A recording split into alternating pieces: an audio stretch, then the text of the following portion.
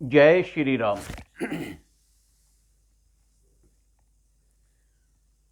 आज मैं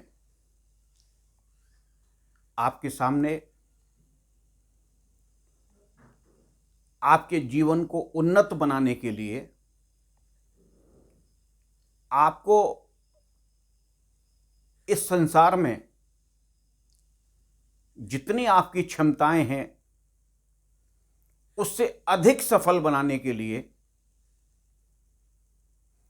कुछ टिप्स देना चाहूँगा, कुछ ऐसी बातें करना चाहूँगा जो आम जीवन की तो हैं लेकिन हम थोड़ा सा इग्नोर करते रहते हैं और हम उन पर ध्यान न देकर अनावश्यक ऐसी उलझनों में, ऐसी बातों में, ऐसी नकारात्मक सोच में फंसे रहते हैं कि हमारा जो उन्नति का मार्ग है, जो हमारा सुख शांति का एक रास्ता है, जो हमें और हमारी अंतरात्मा, हमारी चेतना को जागृत करने वाला एक तरीका है, उससे हम विमुख हो जाते हैं। तो मैं कोई आपका लाइफ कोच भी नहीं हूँ, कोई मोटिवेशनल स्पीकर भी नहीं हूँ। मैं तो जस्ट आपके सामने आ जाता हूँ और आपकी 10-20 मिनट लेकर आपको कुछ ऐसा परोसने की कोशिश करता हूँ।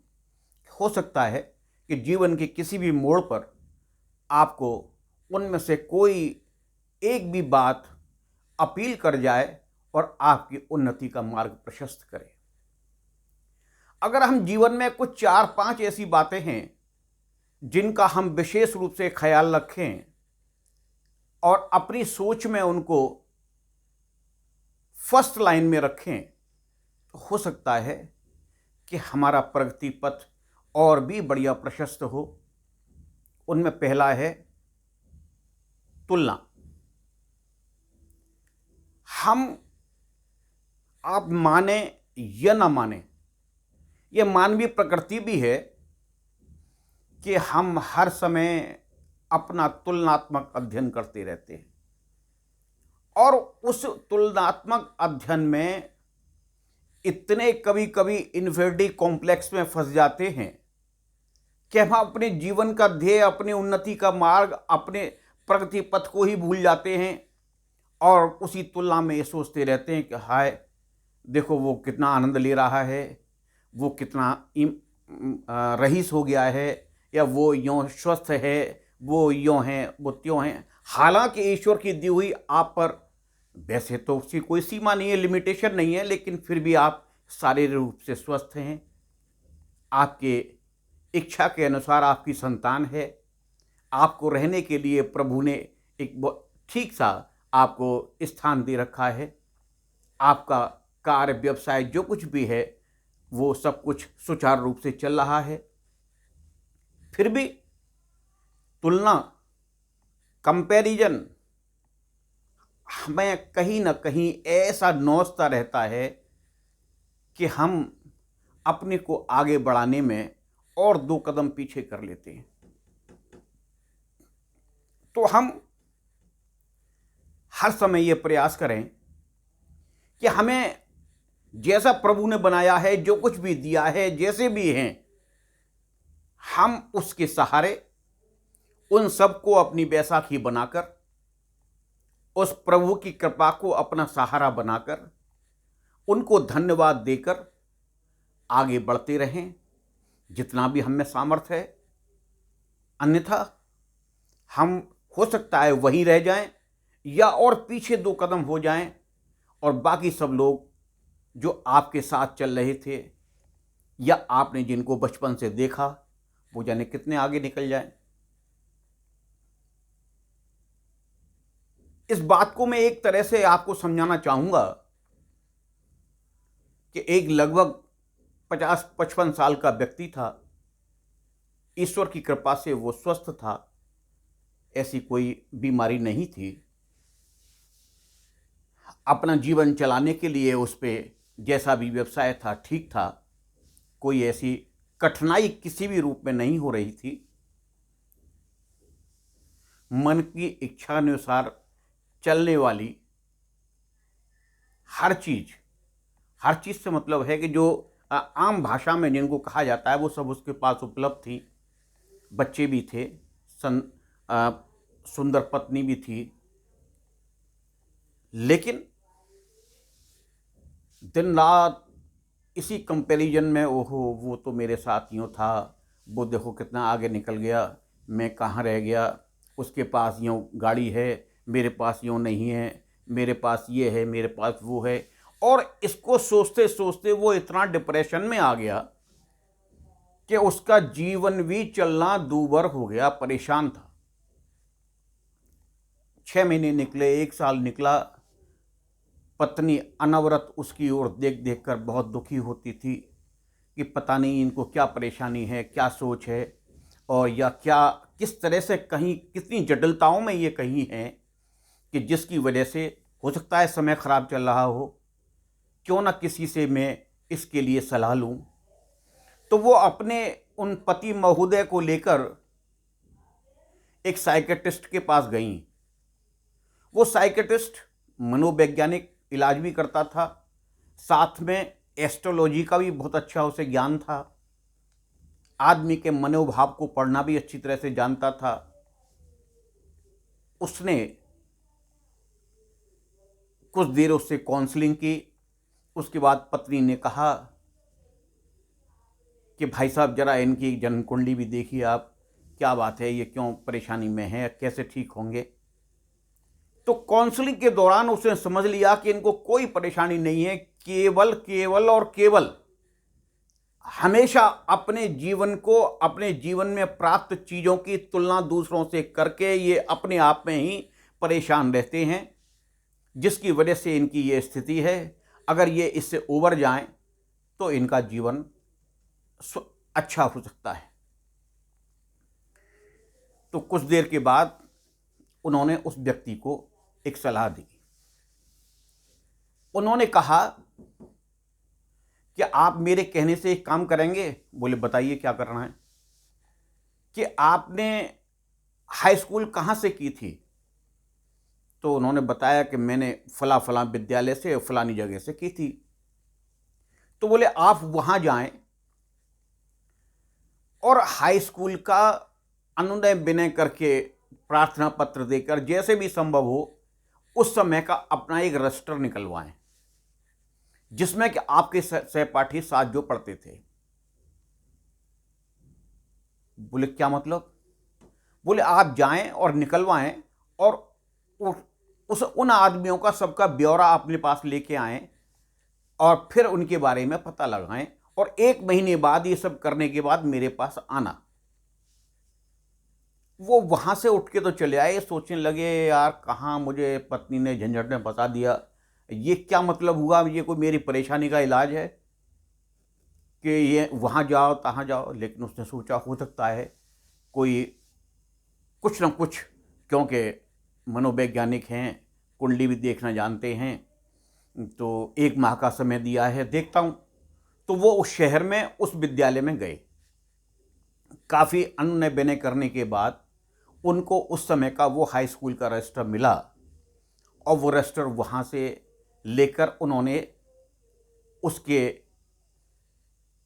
सब बच्चों का जो उसके साथ पढ़ते थे, उस समय उसके साथ उस बैच में 108 बच्चे थे।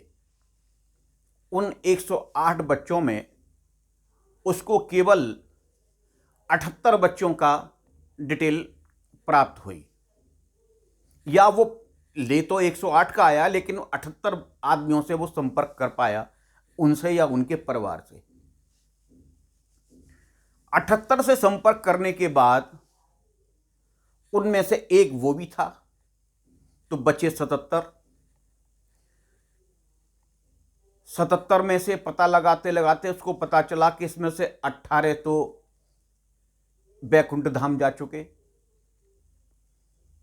किसी न किसी कारण से, एक्सीडेंट से, बीमारी से, और कैसे भी उनकी मृत्यु हो चुकी थी। उसके बाद 6 उसमें ऐसे मिले जो डिसेबल्ड हो गए थे, अपंग थे, यानी कि किसी की बाँह टूट गई थी या पैर नहीं था, या इस तरह से बड़ा मतलब जीवन बहुत ही नारकीय रूप में व्यतीत कर रहे थे। अपने दिनचर्या भी वो उससे पूरी नहीं कर पाते थे। उसके बाद उसने देखा और डिटेल में पता किया तो 16 उसमें उसको ऐसे मिले जो बहुत दरिद्रता में जीवन व्यतीत कर रहे थे। यानी कि जितनी भी मूलभूत आवश्यकताएं उसके जीवन को आदमी को होनी चाहिए वो भी उनकी पूरी नहीं हो रही थी। एनी हाउ कैसे भी मेहनत मजदूरी करके अपना जीवन यापन कर रहे थे।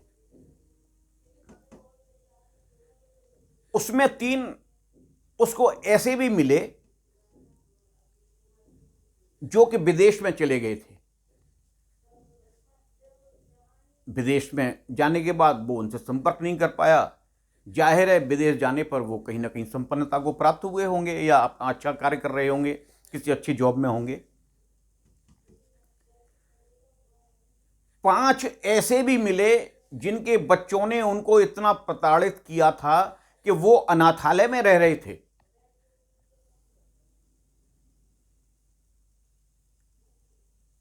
बाकी बच्चों में से 6 उसे ऐसे भी मिले जो काफ़ी अमीर हो चुके थे, रईस थे, हर तरह का सुख साधन उनके पास था। कई कई गाड़ियाँ, कई कई कोठियाँ, अच्छा व्यवसाय, फैक्ट्रियाँ, ऐसे भी थे। 9 व्यक्ति ऐसे भी मिले जो काफ़ी लंबे समय से बीमारी से भी ग्रसित थे, जो कुछ अस्पताल में थे या घर पे थे, दवा दारू लेके अपने कैसे भी उनके बच्चे उनकी सेवा कर रहे थे और उनका जीवन बड़ा कष्टप्रद था। 15 उसमें ऐसे थे जो अपना सामान्य जीवन जी रहे थे जैसा वो था। इस सब को देखने के बाद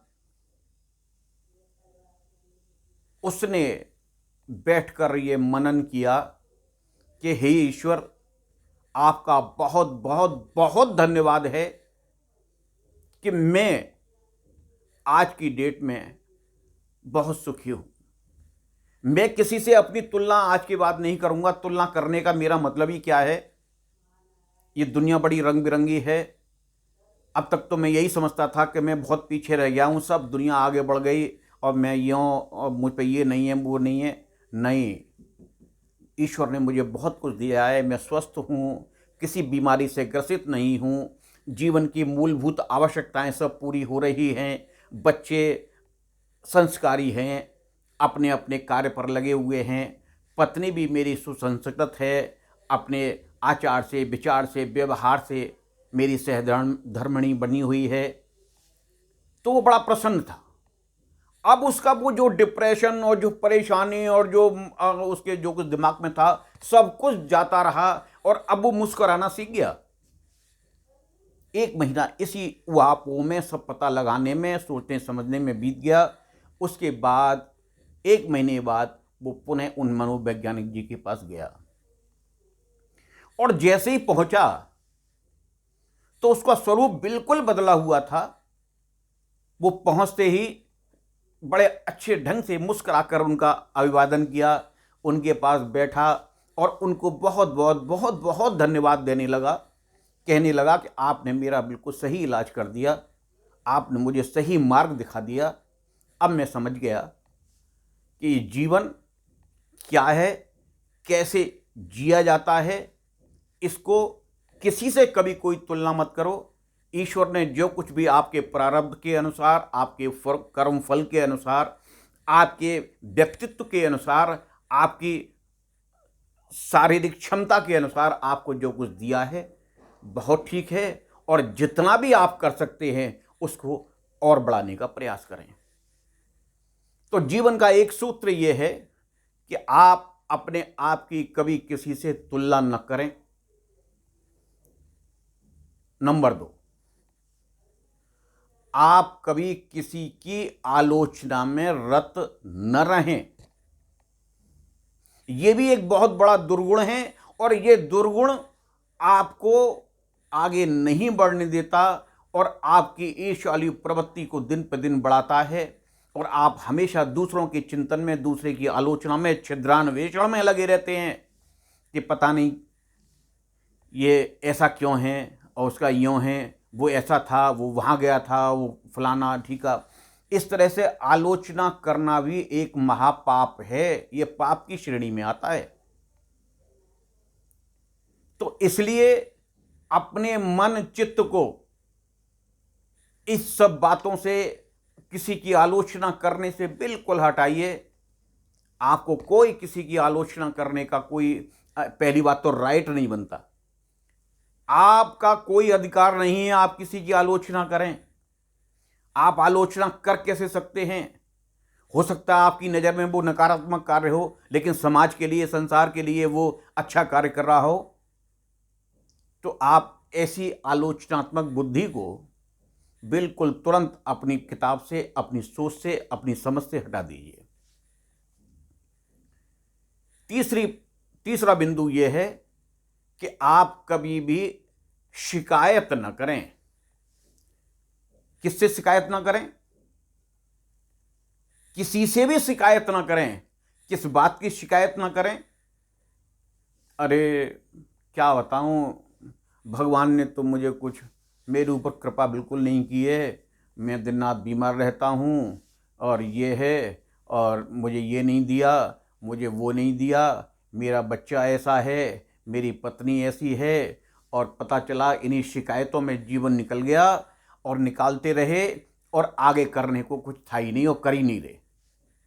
बस दूसरों को कोसना, शिकायत करना, और प्रभु को, इवन प्रभु की भी शिकायत करना है कि प्रभु आप तो कुछ भी नहीं, आप तो मेरी तो सुनते नहीं है, पड़ोसी को ये दे दिया, उसको वो दे दिया, और मेरा ये है, मेरा वो है।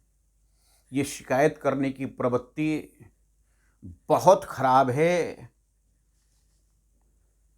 अरे आप क्यों जमीन पर बैठे हुए आसमान देखते हैं? अपने पंख निकाल, फिर जमाना देखेगा। अपने पंख निकाल, ऐसा यत्न करो कि हमें जमीन पर बैठकर आसमान न देखना पड़े। हम ऐसे यत्न करें, ऐसे प्रयत्न करें, ऐसा कार्य करें, ऐसी उन्नति पथ पर जाएं कि हमारे पंख निकल आएं और स्वतः हम आसमान में सैर करने लगें। तो ये मेरा आपसे निवेदन है कि इन चीज़ों को जीवन से धीरे धीरे, एक साथ तो कोई चीज़ नहीं ख़त्म होती, ना हो सकती है। कोई शर्ट पे धब्बा भी पड़ जाता है तो वो एक संग नहीं जाता, छोटा सा स्कार छोड़ जाता है, पर उसके बाद वो सने सने हो सकता है ख़त्म हो जाए। और कभी कभी ऐसे धब्बे भी होते हैं जो कभी ख़त्म भी नहीं होते। तो आपको इन धब्बों को, इस जीवन जो ईश्वर ने आपको सबसे बड़ा जो बनाया है, यानी सब प्राणियों में सबसे उच्च जो बनाया है, इसको यो ही इन शिकायतों में, आलोचनाओं में, तुलनाओं में खत्म न करें, इसको आगे की ओर बढ़ाएं। नेक्स्ट एपिसोड में कुछ और बिंदु मैं आपके सामने रखूंगा। अगर आपको अच्छा लगे तो आप मेरे YouTube चैनल पर, प्रेम प्रकाश मित्तल प्रेम के नाम से मेरा चैनल है, उस पर ये सब वीडियो उपलब्ध रहते हैं। मैं अपने आप को कोई आपके लिए आपका लाइफ कोच या कोई मोटिवेशनल स्पीकर नहीं मान रहा। मैं तो केवल यूँ ही आपसे एक, आपके ही छोटे भाई, बड़े भाई, जो कुछ भी समझें उसके रूप में आपके सामने प्रस्तुत होता हूँ, कुछ आपसे बातें करता हूँ। अगर अच्छी लगें तो आप स्वीकार करें, अन्यथा जय श्री राम।